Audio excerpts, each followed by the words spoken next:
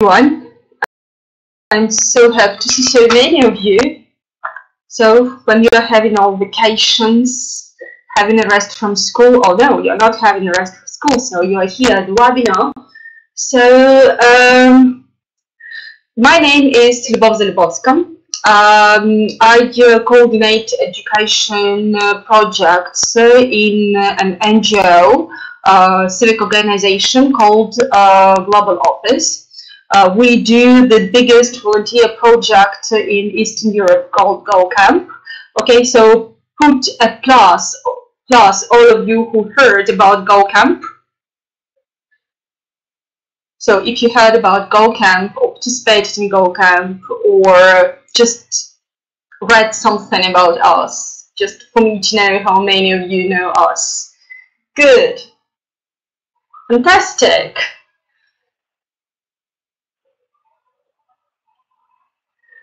Good. So before I start to talk about what I planned to talk to you about today, I'd like to ask you a couple of questions, okay? So just write the word me. So if you have ever taught in primary, if you ever taught wireless, write the word me. So all the time, me. So good.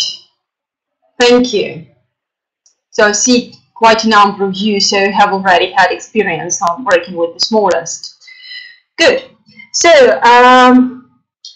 now I'd like to understand how many of you are fresh in teaching wireless. So if you have never taught wireless but are going to take the first year next year in school, so could you please put a plus? Now a plus. So if you are new and you've never taught wireless but you are going to start next year. Okay. I see. Perfect. Good. So, and now I'd like you to put an exclamation mark. Exclamation mark. Put an exclamation mark if you have already gone through the new Ukrainian school training for English teachers.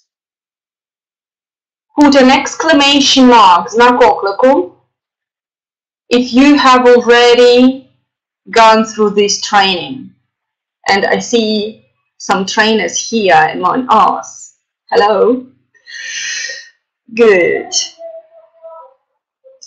Good. So then probably for most of you, what I'm going to tell you today won't be something new. But people who know me usually tell that I often talk about some obvious things from a very different perspective. So I hope that you will take something from our today's talk. Also, I was thinking when I was doing this talk that it might be the beginning of a series of webinars, if you think that you would like to continue that. So, or it might be the only webinar we have on this topic just today. So, and then that will be like points for you, something not to forget or look for. So, if while planning YLA classes. Anyway, I hope that will be useful for you and you will make use of what we will be talking about today. Okay, so let's start, and I have the first question to you. Remember, I told you I like asking questions, and you are not going to just idly sit and listen. You are going to listen and to answer my questions and to participate actively. So, and the question is, what does it mean for you, effective learning? Just think about what effective learning means for you. Effective learning. And just a sentence, tell me what it is for you. Just write a sentence. How do you understand the word effective when it is used with learning? Have nice results, get motivated learners, it's engaging learning, again results and fun, feedback, easy, good, learning with a purpose, active cooperation, interesting, again results, good results, a good result. Dasha, I couldn't read that too quickly, so you're so active, I cannot read everything, but the word I read most often here is result. Result, feedback, interesting. Okay. So, simply put, for me, effective learning means it works. It works means children learn. So, it has good results, positive results, I think. So, this variant of yours suits my idea best. So, effective learning is when it works. So, children learn something, can use phrases, start speaking, start using some language, etc. You see the results, you see it works, it means it's effective. Good. So, but, you see the word but there, so there is a continuation. Another question. What is the most effective way to teach? So, we understand that effective learning, it's when it works. But what is the most effective way to teach? How to make sure that it works? Again, I give you a minute to think and write a sentence, a word combination. What is the, so taking into consideration that many of you have already gone through training and many of you have already had experience in primary, so I think I will have answers right now. So, what is the most effective way to teach? Okay, now it stopped for me, and now play. Good. Creative environment, different methods, involving games, sounds, songs, motivate, games, lots of games, and lots of activities. Good. Watching cartoons, cooperation, good idea, playing, involving, games, results, playing. So, games and playing, so dominate here. Okay. So, we teach through games. That's good.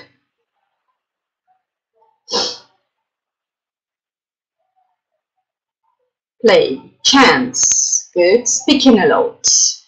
Singing songs, collaboration. Good. That's good.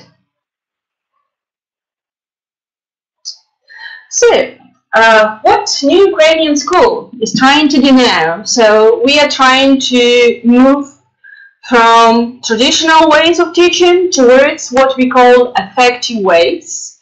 So, in order to make learning effective. Now I want you, us to play agree-disagree game.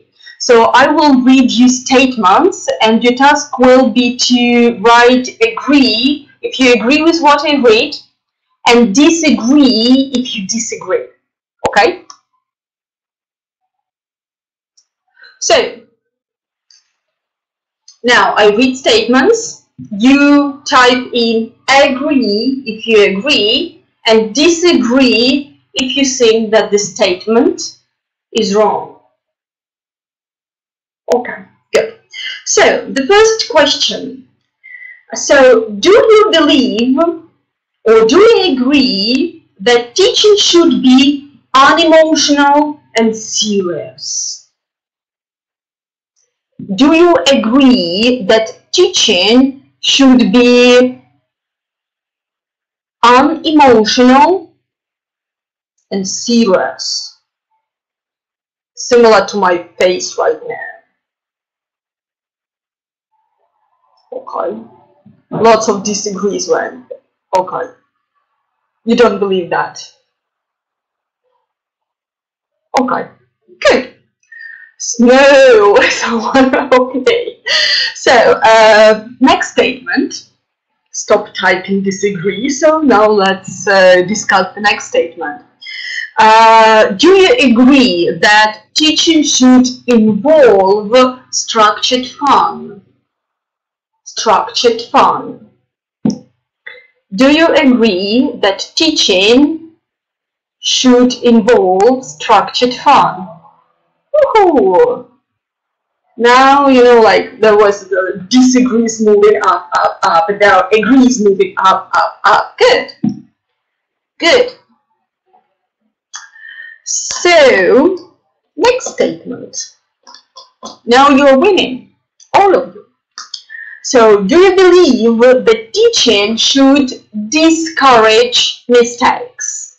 In other words, do you believe that mistakes are bad? Teaching should discourage mistakes. Mistakes are bad. Here you can't agree mostly with each other. I see pluses, no's, agrees, disagrees, all of this, but mostly no and disagrees. Interesting. We'll discuss that later. Some people agree, some people disagree about structured fun. We'll discuss that later. Okay, good. So, next statement. Ready? Do you agree that teaching should be heavily grammar-based? Grammar, rules, structures, drills, heavily grammar-based. Do you agree that teaching should be heavily grammar-based? No, disagree. Some people say yes, or maybe their yes is to the previous point. So, but I see mostly people say no to this statement. No grammar. No to grammar. That's strange. That's strange for Ukrainian teachers. That's strange. Good. Я не права. You tell me I am not right. Good. So, next point. Do you agree that teaching should encourage mistakes? Teaching should encourage mistakes. Mistakes are okay. Well, make mistakes, they're okay. Again, no. Agree, no. Agree, disagree. Mostly agree, but I see disagrees as well. Okay, so we are not sure about mistakes, what I see here. So we are mostly not sure about discouraging and encouraging mistakes. So this is a point for our further discussion, actually. So do you agree that teaching should involve emotions? Do you agree that teaching should be emotional? Teaching should be emotional. Okay, mostly agrees. Good. So, let's move on. And let's see what is usually meant by traditional teaching. So, this is what we want to move away from. So, when we look at traditional classroom from a traditional point of view, so we usually see that teaching is heavily grammar-based. Why I told that it's strange for me to see so many disagrees on teaching should be heavily grammar-based. So, because most teachers do believe, and I talk to many teachers, and a lot of teachers agree that grammar is the key of English language learning. I personally disagree with that. So traditional teaching is usually heavily grammar-based. It is unemotional and serious, meaning that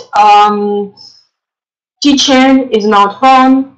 Teaching and learning is a serious process, and it's work from the point of the teacher, and it's also work from the side of a student.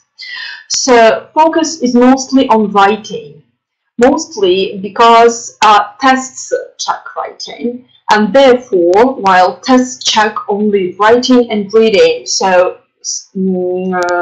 teaching is also focused on writing and reading.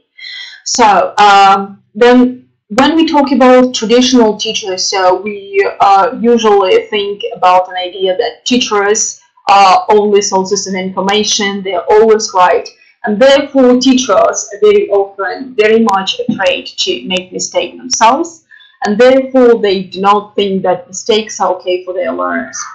So what is important here, I wanted to give you an example. I saw many of you wrote that you know what we do. We bring volunteers from all over the world to Ukrainian schools during summer camps, and not only. And do you know what some teachers do? They take a volunteer, bring it to the classroom, and rush away, not to speak to volunteers in front of the kids. Do you know why? Because they're afraid that their learners will listen how they speak, and they will compare to how volunteers speak, and they are afraid to make mistakes in front of their learners. So this is what a lot of teachers, this is a problem which I face from time to time working with children, with teachers. So also it is usually a one-way communication. Look at the traditional classroom when teacher stands in front of the classroom and all the students are sitting facing teacher and the blackboard or the whiteboard behind the teacher. So this is one-way direction. So when teacher talks, students accept and have to do what the teacher tells them to do. So as a result, we do have silent teachers because they are afraid of making mistakes. They do not speak. They do a lot of written and reading practice. So they are afraid of making mistakes, and the disciplines in the traditional classrooms are caused by fear. So not because they respect rules, but because they will be punished for not following rules by having bad marks, or teachers telling their parents, etc., etc. It doesn't mean which means are used. The main point is that discipline kids acquired taken this way because they are silent classrooms. So because they are just afraid to do that. So, and as a result, I call this teaching shut up, listen and learn method. So this is it. So, and this is definitely what we don't want to have in our classrooms.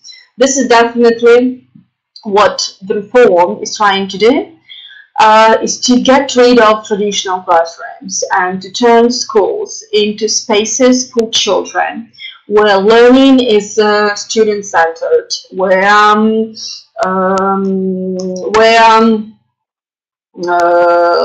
teachers listen to what their learners say, where everything is done together, and where the learner is in the center, is in the focus of the whole process.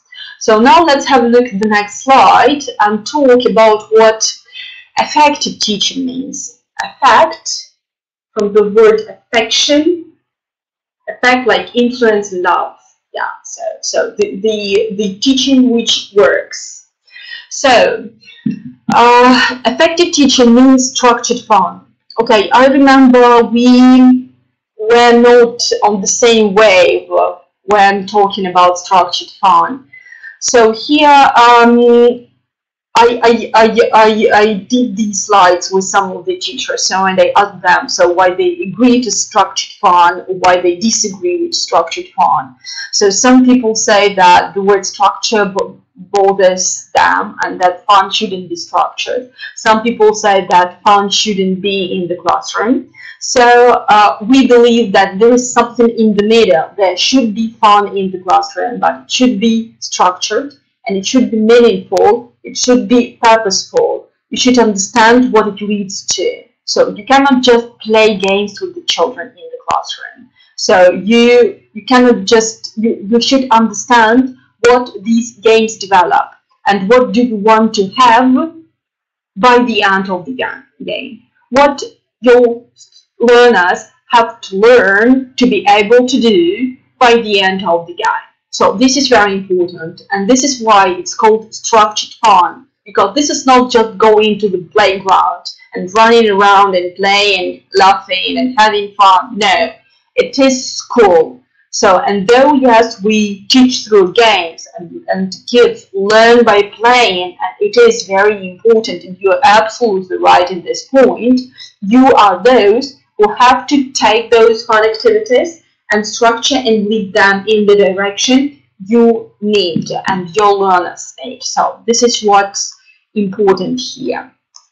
So sense of discovery is very important, especially when we talk about wireless. So young learners have very short attention span, and it is very easy to distract them. So they can see an insect, you know, at the window, so, and that's it. So the attention is distracted from what you want to tell them to this insect. So what we need as teachers, what we need to do, so we need to turn these distractive factors into attractive factors, so to say. So we should understand how kids' psychology works in order to make use of it and to use it for the purpose you need. So therefore, sense of discovery is very important. They learn everything. They're interested in everything. It is much more easier in this sense to work with wireless than with teenagers. When hormones start playing with them, so when their interest start getting interested in something else, and their inner self is becoming more important, kids are usually, wireless are usually compared to sponges. So they learn everything eagerly, they're interested in lots of things, and they're ready to discover everything. So if you're skillful enough to use this to your own good, so that you will have the best learners ever. So teamwork, there should be also teamwork between pupils and teachers. So we need to get away from the classroom where teacher is lecturing and students are just passively accepting information. It should be active learning. Teacher works together with learners, discusses activities, sees when activities don't work, is flexible enough to change it. So, and when you work together and when you involve kids into doing some bits of a lesson, for example, preparing some, I don't know, tiles for games, etc., they can do it together with you or prepare them and bring them. So, and by involving and working with the team, so you involve them much more into the learning process. Emotions, also very good idea. So when I discuss this with a lot of learners, I actually here feel a little bit, you know, upset because I cannot discuss it freely with you. So in terms of live discussion, because teachers' ideas are really valuable for me to understand how you think and what your perspective is. But teachers I talked about emotions usually told me some were agreeing with this without any side thoughts, but some teachers were telling me that from their point of view, only positive emotions are important here. Do you agree that when we talk about involving emotions, we need to think only about positive emotions? I just want to see whether you agree with this point or not. Only positive emotions. Do you agree or not? Some people say agree. Some people say no. And again, we do not agree here because some people say agree, some people say disagree. Unfortunately, I cannot read when you write big, in sentences because the chat goes up very, very quickly. So, and I do not have time to read that through. So, therefore, my point of view and the point of view of many not methodologists, but linguopsychologists I talk to, is that it doesn't matter what emotions are evoked while learning. If it's a bad emotion or a good emotion, so it doesn't matter. The main thing that learning goes better when the emotional level is high. Whether it's triggered by anger, I will do that, you are not right, so I will learn that because I can, and you cannot tell me that I'm stupid. Or whether it's evoked by, wow, it's so interesting, I'm so excited, I want to do that, yes, yes, yes, I will remember that for forever. It doesn't really matter. Whether it's anger or excitement, the learning will be as good. So emotions, high emotions should be like it. So, for example, not while is, but it works with all the students, not only while is. So, emotions are a very important factor in learning. So, that's why don't be afraid of so-called negative emotions. So, they might also work for you, not against you. So, teaching the child, not the subject, is also a very good idea. So, all of us love our subjects. I love English, you love English, teachers of geography love geography, teachers of physics love physics. So, but we sometimes forget that this is not the subject we teach. This is not the language, grammar, vocabulary, structures, phonetics, sounds we teach. So here are live kids in front of us, and we should teach them to use structures, phonetics, vocabulary, etc., etc. Okay.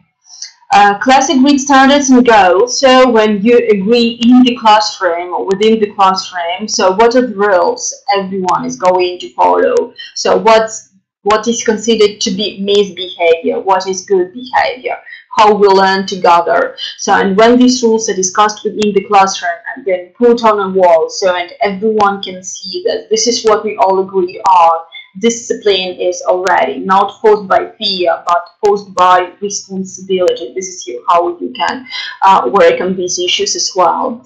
And relating lessons to real life, this is also what is very important. And again, so this is what we really see in GoCamp, especially when teachers write their feedbacks to us. And in those feedback forms, so there is one very important question, and always read all the answers very carefully to that particular question. And it is, how GoCamp affected children.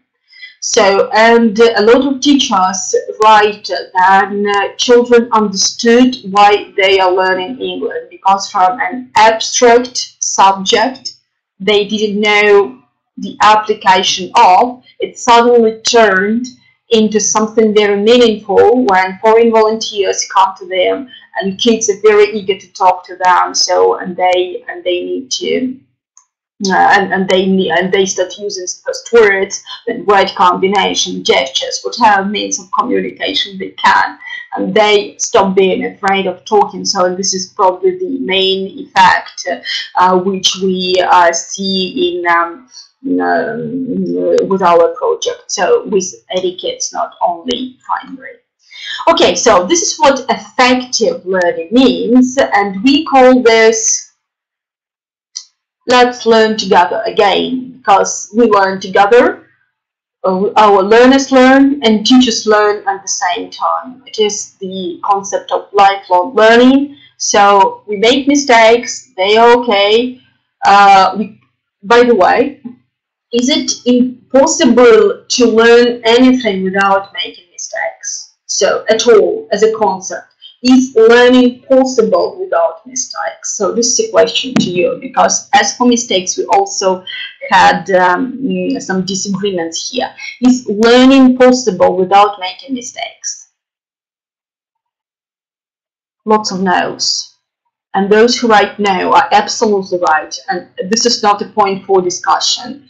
It is a proven fact. Learning as a process is absolutely impossible if you do not mistakes. Learning is all about making mistakes and reflecting on mistakes and doing more attempts and thus learning. So this is what learning is. You physically, your brain physically cannot learn anything if it doesn't make mistakes. So therefore, mistakes should be encouraged, because a lot of English teachers were saying, okay, we agree that mistakes are okay, but we are not sure about encouraging mistakes. So the idea about encouraging mistakes is the idea about encouraging learning. So because you cannot learn to be creative, you cannot learn critical thinking, you cannot learn communication, you cannot learn anything without a simple thing, mistakes. So while discouraging mistakes, you prevent your learners from learning. So you do not allow them learn and develop skills, develop their thinking, develop their brains. And therefore, that's very, very much important to understand that mistakes are a crucial element of learning, which is very good. So, being stubborn in their own mistakes is bad, but making mistakes and learning and doing reflection and then moving on is very good. So, does effective learning mean effective teaching? Does effective teaching mean effective learning? So the question is whether so if we learn effectively, so using all these points above, does it really mean effective learning? Does it really mean that if we learn, just a moment,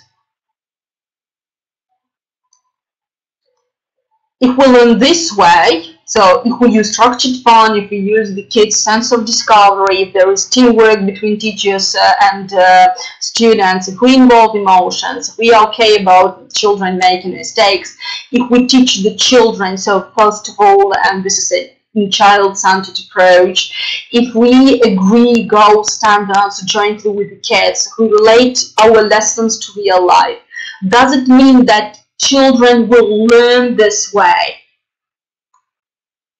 This is a very good question from my point of view. And actually, I can prove that it is, that effective teaching really means effective learning by giving you an academic quote. This is a quote from an academic paper, so by Spikер, a professor, so who said that language learning success depends less on materials, techniques, and linguistic analysis. So materials are good, techniques are good, understanding how it goes, and linguistic analysis, so what the rule it is, why ending s is here and ing is here, so how these two words differ in meaning, what the connotation, etc., etc. So this is very good, but it is not that much important as what goes on inside and between the people in the classroom. And inside the classroom, there is a teacher, you, and there are kids. and what's going on between you and the kids and among the kids, between people there. So this is much more important than textbooks, materials, methods, language itself, etc., etc. Because if the rapport between you and your students and among the group of students is good, the learning will go smoothly. So if you cannot connect to the classroom and there is no team, there is disrespect, etc., etc., no matter how hard you push your students, they learn, but they do not develop. And this is what is not the problem. Okay, good. So next, let's move on. I will have a question session in several minutes, and then you will ask me questions and you will share what you probably disagree, if you disagree probably with what I'm saying right now, or if you have questions on how to use that. So we will talk a little bit about that a little bit later, okay? So when we talk about, so to teach effectively, we need to understand what are effective methods of teaching wireless, of teaching young learners. So, and here I actually summed up, so offer you some methods. And here I want you to understand clearly that methodology and approach differs from method. For example, there is a theory, for example, multiple intelligences, which says that there are different intelligences. Some people are mathematical, some artistic, some are verbal, etc., etc. There are approximately 11 intelligences, if I'm not mistaken. Okay, so then you actually you need some techniques and methods in order to use the theory in the classroom. So, and these are exact methods when you may use in the classroom. For example, total physical response. Okay, now in 2 words, what is total physical response? Who knows what it is? Who knows what total physical response is? TPR. Someone says videos also can be a method or a tool, right? So what is TPR? Physical activities showing TPR movements, child's reactions. Okay, good. Total physical response is when you support speaking by showing your learners what you are saying. For example, like I said, say, and I show the word say, right, with the word for you to understand, though you understand. So, or hear, so you show, and you prompt kids do the same movements in order to make those relations between the word, sounds of the word, so, and the meaning more memorable with the help of a movement, so understanding, and this is what connects the sound with the idea, the movement, okay. So, and mimics, so you can use gestures, mimics, so you can use the whole of the body or just hands and face, whatever. So in order to, but the idea is not only in you showing this. The idea is that your kids should repeat these gestures and movements with you, and this is called a total physical response. So, and this is how wireless learn, really, literally. So songs, chants, rhymes are very much important in terms of drills. They're fantastic drills and very good repetition, so very good for repetition. Therefore, the more drill, the more chant, the better, because this is a perfect drill for you. The chants, rhymes, songs are very easily remembered and repeated, and this is a very good drill to remember the structure without explaining implicitly so. not explaining it. So puppets, flashcards, or visual materials. For example, there is one more very good theory which is called NLP, Neuro Linguistic Programming, and it is about different inputs of information like kinesthetic, like touching, through touch and feelings of touch, or visual or audio. So so here flashcards, puppets, so they're very good in terms of using this theory. They are exact methods of NLP, so to say. So children perceive world through stories. Now, a lot of people talk about storytelling in every sphere, actually, and storytelling is very, very much important. But especially for small kids, when small kids, they perceive information, they perceive ideas, they perceive values through stories. So games are very much important because they allow to use various, so there is repetition in games, there is involvement, there is motivation, everything. So unfortunately, we won't have time today to go into every of these particular methods because we will need an hour for each of them. So we could add here some audio. Yes, thank you. Someone corrects me. Good. Thanks a lot. So here we can actually, if this idea about webinars on this series, so we'll move on. So we will move on. We can move on with different methods and discussing them in more detail. What I also wanted to say that as we do this with publishing house called Ranok, and you know about our joint project, so that we are doing the complex for the first class together. So, and Ranok's part is students' book and workbook, and our part is teacher's book and resource pack. So, which is very much important. Why? So, remember I showed you that materials are not important. It is really, I do not believe, me personally, sorry Ranok, I do not personally believe in textbooks for primary. So, but I believe in teachers, and I believe in materials like, I believe in your free will to use, to construct the lesson the way you see it.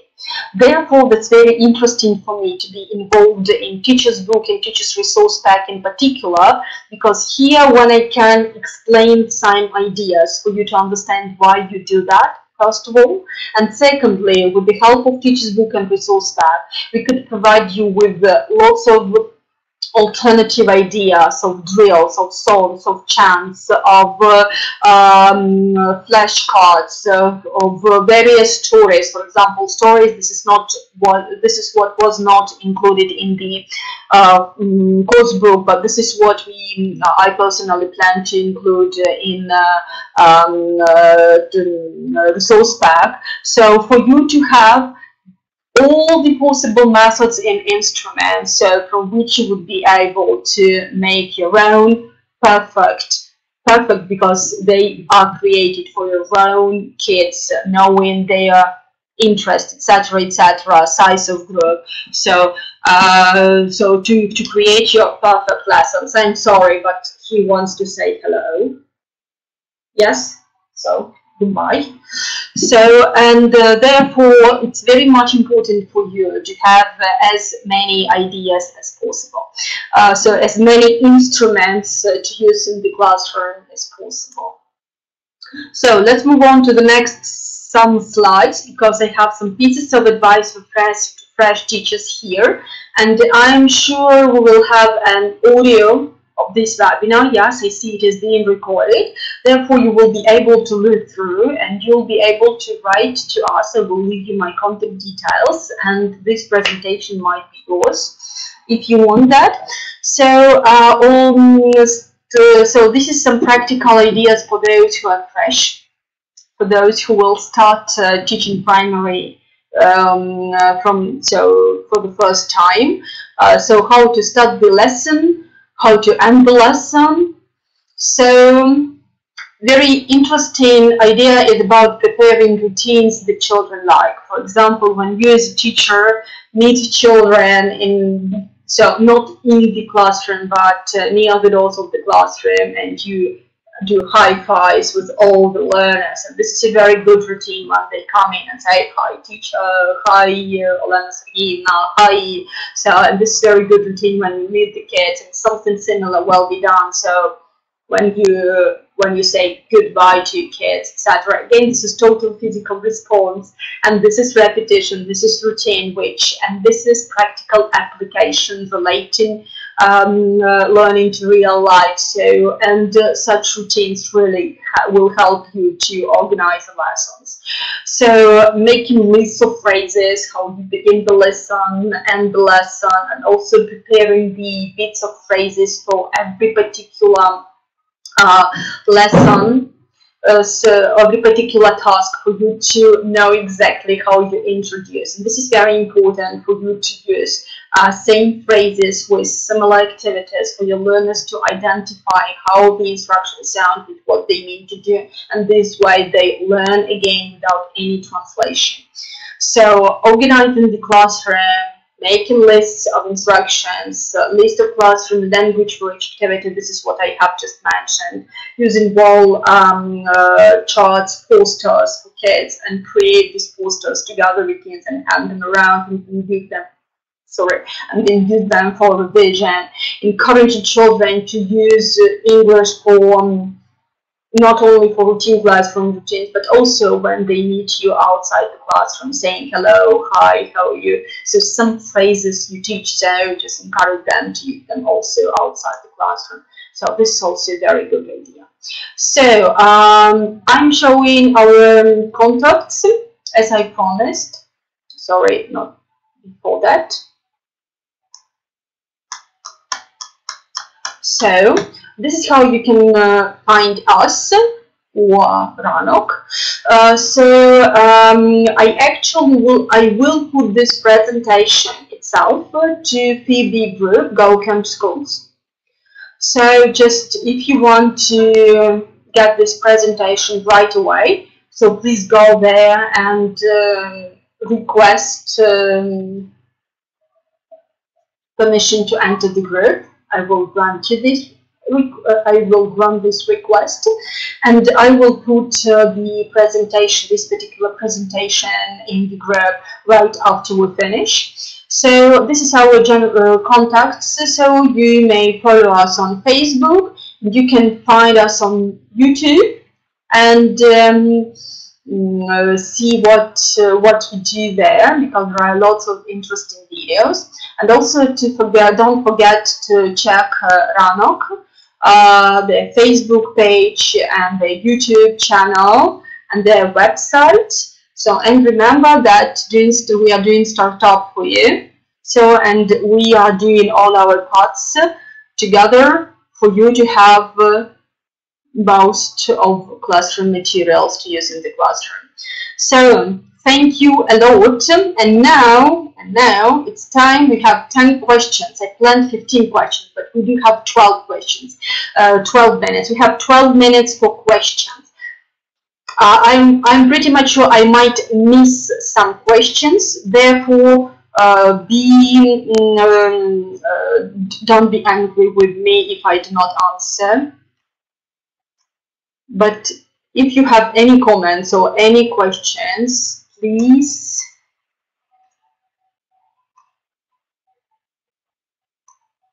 Okay, now.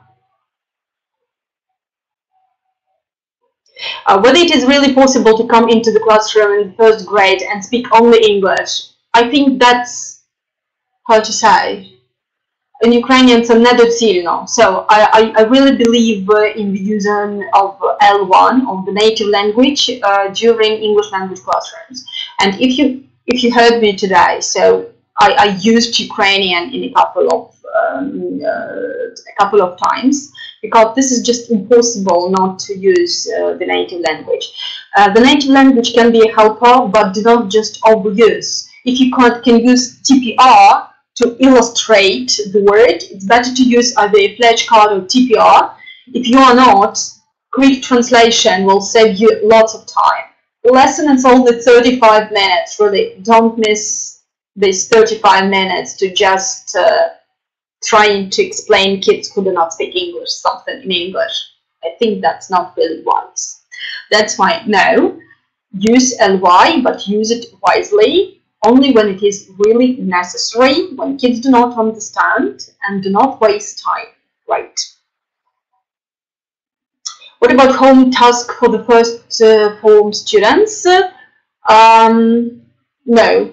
So I do believe this is not correct. So children spend enough time in school to do some activities, so you shouldn't give them anything for home. And if I'm not mistaken, it's even forbidden. So please don't do that. So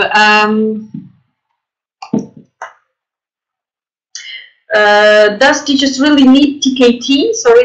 What about to pass TKT? No, you do not. As for TKT, it is not required. So if you plan to work in the first grade next year, you have to do two things. So British Council and Cambridge course, which is at Noosh something website, NUS.English teachers or something like that special website. It's an online course. I did it. I was interested. I did it very quickly. It took me 10 minutes to do the course and the test. Okay, and also you need to do a training, and that's it, a face-to-face training, 24 hours if I'm not mistaken, 3-day training with one of the change agents, and that's it. So this is what you do. TKT is not required.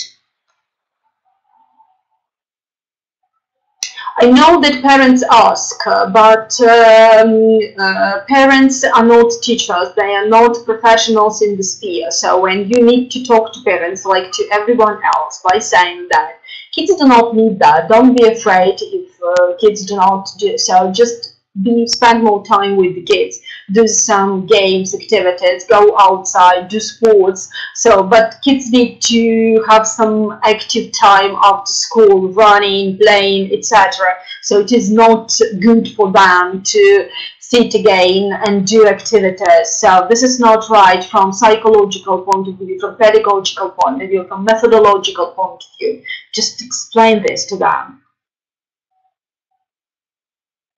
When should we start learning reading in the first grade? So learning reading in the first grade, if I'm not mistaken, according to the program, you only introduce alphabet in the first grade. You start teaching reading and writing, actually, not calligraphy letters, but what we mean by reading and writing only in the second grade. So correct me if I'm wrong, but from what I see, it is this way.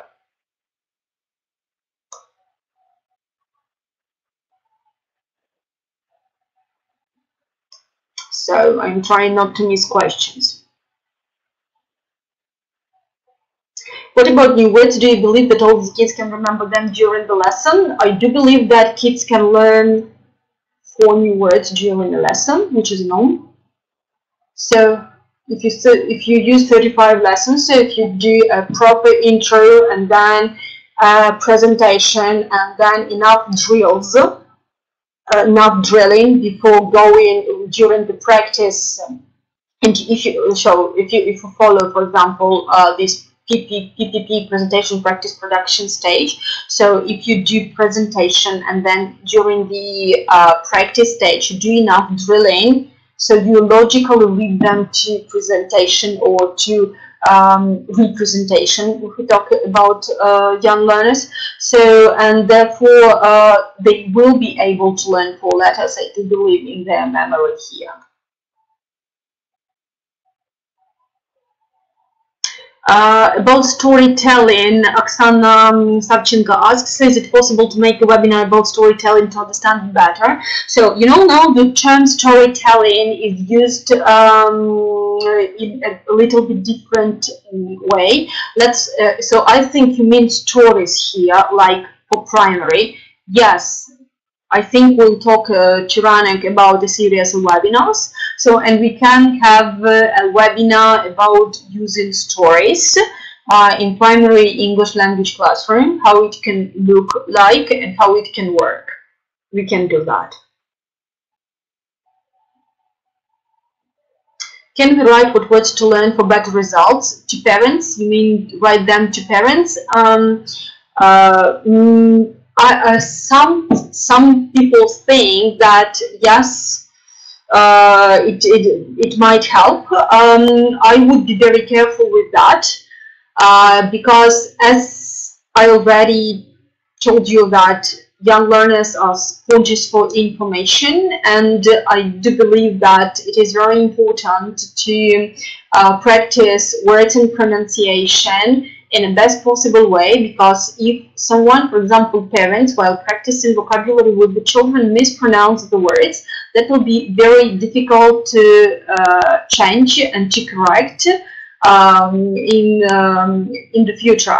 Therefore, actually, if parents can, then they will be all happy if they help. But if parents cannot, I would rather they do not remember the word than remember it in wrong way. So this is my personal idea. Should begin to work with alphabet. You will begin to work with alphabet.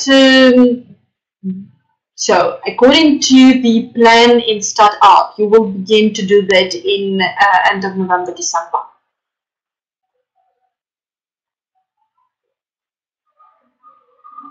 Plans, yes. So if you do you have any plans for the first home students? If you mean calendar plans, they are now being prepared.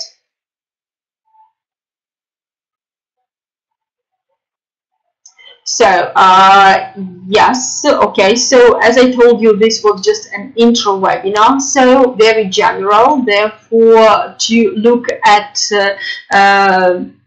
specific methods and how it works and how the lesson works, so it should be a very different session. But thanks for pointing this out. We will do this. So we will do this. Як поставитися до однієї години викладання англійської мови, це ефективно? No, this is not effective, but according to the new programs, you will have 2 lessons. All the schools will have 2 lessons a week. Yes, there will. So there is a kit of flashcards for StartUp, and it will be renewed for the new book.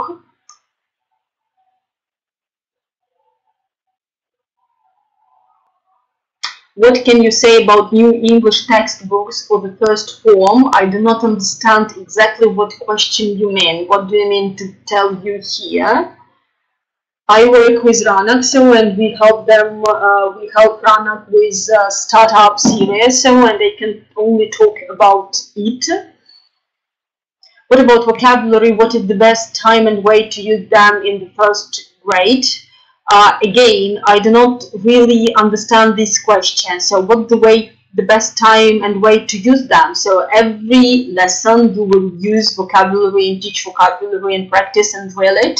So and this is very good. So if you have opportunities for kids to remind them of some structures, etc. outside the classroom, any opportunity is good. Календарне планування, I mentioned it has been ready. Can we touch kids for encouraging purpose? Very strange. You mean touch them? You know, touch is not prohibited in Ukraine, and Ukrainian kids are very, very much tactile. Ukrainian kids will start touching you first, believe me.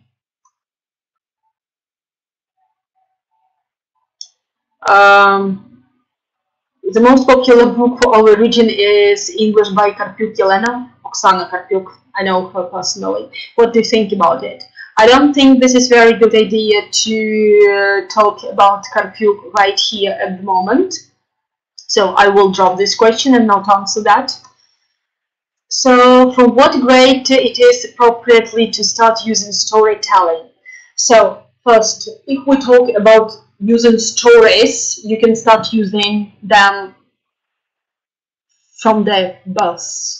So children love stories. So, and in the first grade, you may start using stories. And I think this is not the first question about stories, so we can use it for later purposes as well.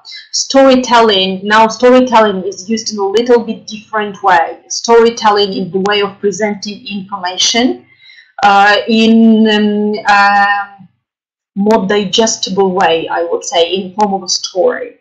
So, and I think if you're interested in storytelling, and if we talk about storytelling, it is a little bit different purpose. I wasn't thinking about storytelling for primary, but we might talk about that and we might think about that. Okay, so as for using stories in primary, this is another talk, another ideas. They need preparation, examples, and how to work with them. We can do a talk on stories, and if you insist on storytelling, we can do a talk on storytelling, but that will be a different talk from stories. These are absolutely different things. So thank you. Transcription? No, transcription in primary, forget about it. They learn Cyrillic alphabet, print, and calligraphy. They learn God sei Dank, only print Latin alphabet. You wouldn't like them to do transcription as well. This is first idea. Second idea, they won't need that. I think that you can start presenting transcription to them in the 5th grade, so it's already low secondary.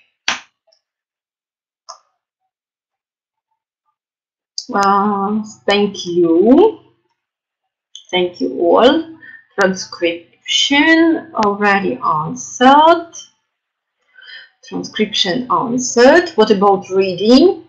Again, we can start reading after we present letters. Letters are presented throughout the second half of the year. So we can talk about teaching, reading, and writing only in the 2nd grade.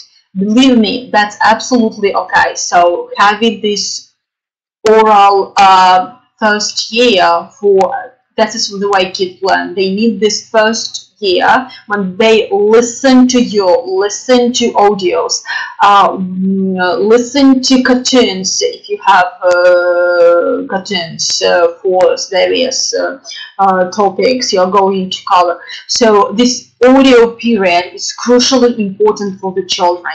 Don't worry if you start teaching them writing only in the 2nd year. Give them some time to perceive, to absorb some audio information, and only after that, and you will see how easier it will be for you to start with reading and writing when they have this period of oracy. Transcription answered. Ideas after GoCamp trainings are good for 1st grade too. Okay, so we now, again, as for GoCamp, in terms of GoCamp, so we do see that GoCamp is partially primary, because no matter how try we hard that we focus only on secondary 10-15-year-olds, in practice when we come to school, so we see a lot of primary school kids and volunteers here, or we see primary school kids. I'm not sure we will do something for the 1st graders, because we work mostly with mostly in summer holidays. So when you do not have 1st graders yet, and your 1st graders are 2nd year graders already. So, but we do think about stepping into primary and supporting with primary materials as well. So we'll work on that during the next year till the next summer. Give us some time. This is something fresh we are doing. As for GoCamp, but we are not now really involved in developing extra materials for StartUp. Okay. Will the textbook be ready by the 1st of September? This is not a question for me. This is the question to the Ministry of Education, which announced the third stage of voting only 2 days ago, and already finished it. Also it depends on, it's a question to the publishers. They are more into this. Therefore, I cannot answer this question whether it will be ready or not. But believe me, so mostly publishers just sit and wait till they are told what to do. So this is usually not their fault if they are behind some deadlines. So I hope, because the plan was to have textbooks in print by the 1st of September, end of August. So I do hope you will have them in time, but I really can't speak for the publisher because we are not the publisher, we are a civic organization. So next, some of the questions. Svetlana joined us. Good. Thank you for joining up. So the video of the webinar will be on our Facebook pages as well, and also I will put this presentation, remember, to this group, GoCamp Schools, right away. Just join in and you will see it in 10-15 minutes, depends on how fast I will finish with all these questions. Okay, so let's see what other question there were. Чи потрібно складати обширний конспект уроку? Depends. So when I was only beginning to teach or to train, I usually started with very detailed notes for myself. It doesn't mean that I will follow everything step by step, but they help me to structure information here, to understand the logics, from where I go and where I should finish. So it's important more for your inner self than for the lesson and for the kids. So the main idea for the конспект уроку is to understand what should be what are the expected results, what are the expected outcomes of the lesson. So what do you want kids to learn in 30 minutes? After, so when you understand this and you plan your lesson, you can just, if you see the timing, you can adjust your lesson in the way so it actually led to the same outcomes. But this idea, this logic is very much important. So after that, so when you have trained, so you will understand that you will either understand that you need detailed notes, or you will understand that you do not need detailed notes anymore, and that you just get some ideas, notes, bullet points, and that's it. That's enough for you. So this is actually personal teacher style, I would say. I cannot say that that's a must and that's not a must. It mostly depends on you alone. So when will be the next webinar? Good. So we did this webinar very spontaneously, as you noticed. So we do need to plan it further in more detail. But thanks for asking. I think that's important.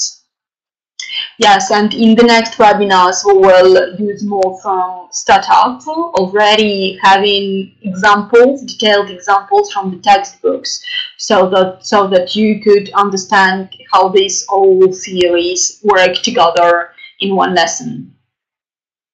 Learning the alphabet. Okay, so I won't tell you about learning the alphabet in 2 minutes, and we are already past time for the webinar. So therefore, let's again do this take, like to talk about alphabet as a separate talk, a separate webinar. So to understand how it works, to show you examples, just not to just speak about it to the air, but to read something with you by the end, okay? Чи слід вчити прописні літери? I am against this. Please, don't do that. So, Svetlana, thanks. Then, when can you see how to work with your book to teach students reading and writing? I already mentioned about reading and writing. Don't be focused on reading and writing. The whole idea of this presentation was that reading and writing shouldn't be on focus, especially in the fourth grade. Oracy should be in focus. Therefore, when you ask me when can we see, never. Okay, let me put it this way. About reading and writing, not about other aspects. About the certificate, Svetlana answered a little bit higher. Just scroll, please. Thank you, all of you, for joining up. Again, those who ask me about other books rather than StartUp, I won't comment on any other books rather than StartUp.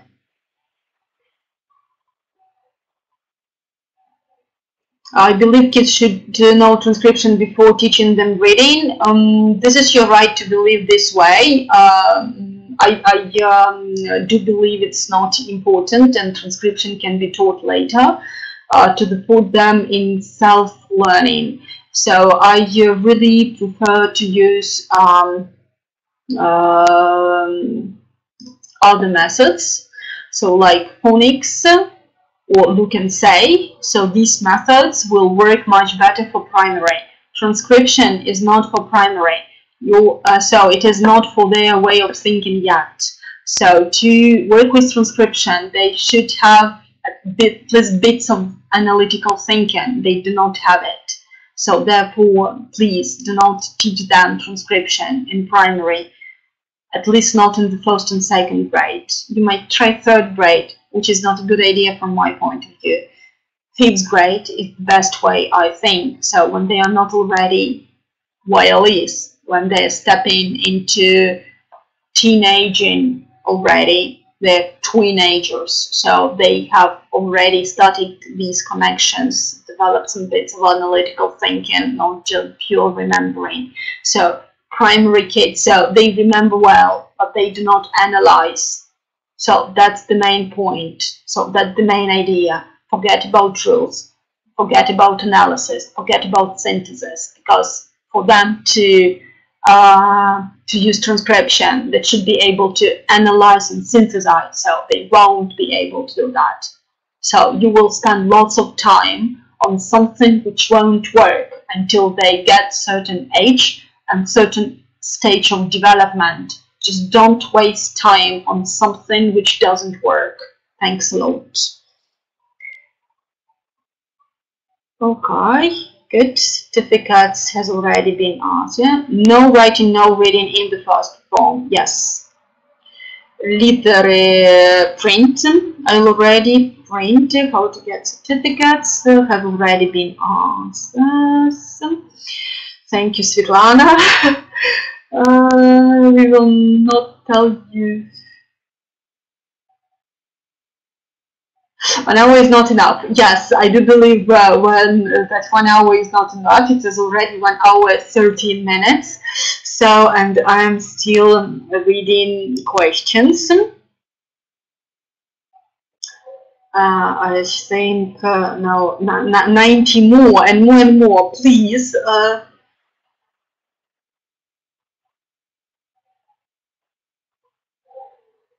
What about visiting different English courses by little pupil? Their parents are crazy about them. I know that parents are crazy about giving their children to various courses, private language schools, if I understand the question correctly. So I can't blame them because they do not believe in the system of education. The best way to make them not to do that is to prove that they can do something in school. So talk to your parents, and extra lessons might be okay if the teacher or the courses follow the same effective methods I've been talking to you about. Then this might be a synergy. So, but when they use elements of traditional methods, when they teach a different way, this might be a contradiction. So therefore, talk to parents. So there were 90 questions, now more than 100. Not questions, comments. Коли починати ведення словників?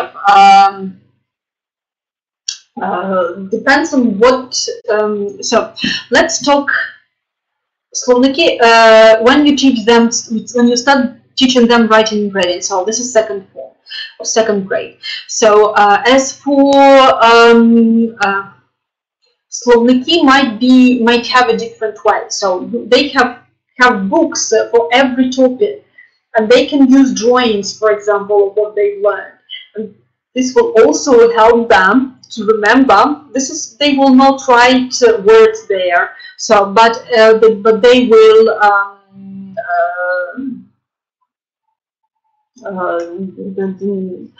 They will have some. I'm already probably tired because I cannot finish the sentence. So, but that will help them to remember the information more. Right. This is what I wanted to say. Thank you by asking people to stop asking questions. Okay. Then з приводу електронних сертифікатів. If it is necessary to write down new words and vocabulary, when in the second grade, probably, but probably not traditional vocabularies as I remember in my school. Let's again talk about vocabulary and the means of remembering vocabulary in the first grade separately, and then when we come up to the second grade, we can have a separate talk on how working with vocabulary differs first grade, second grade. That will be more useful. Okay, so.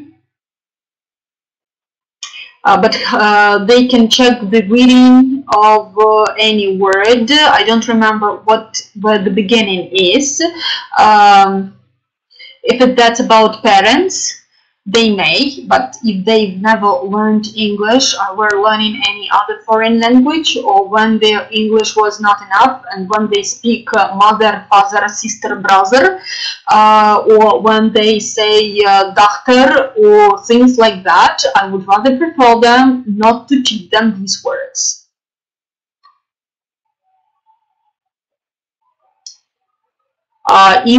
Again, about transcription, so checking pronunciation won't help, and they cannot synthesize, so this that will be very difficult for them.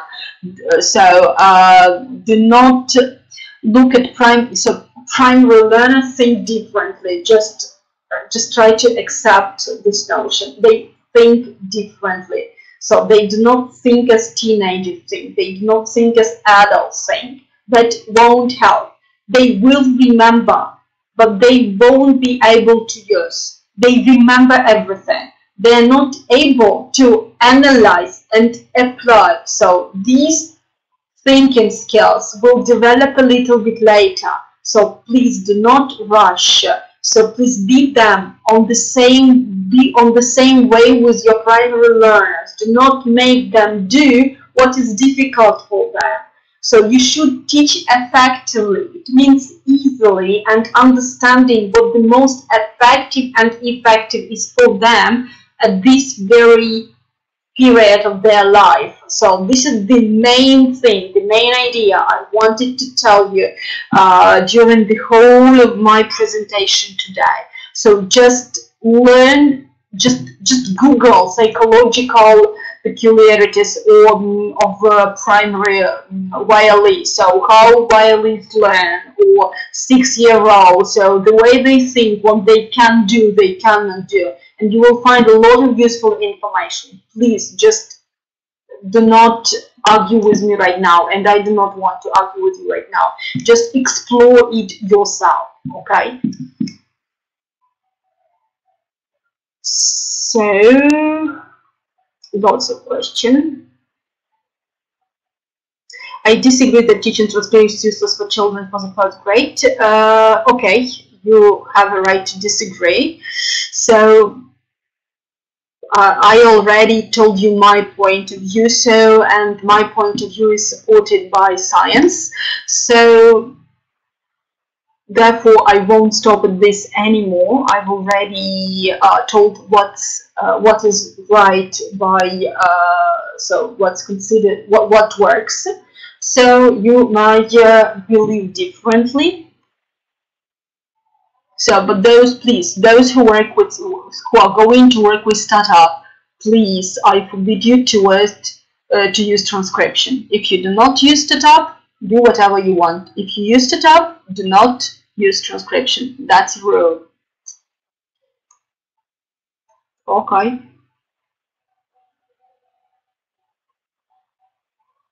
Okay, Yulia, I understood. So kids develop differently at different stages. They are so we talk about general classrooms. So I tell you about what are psychological peculiarities of most children of this particular age.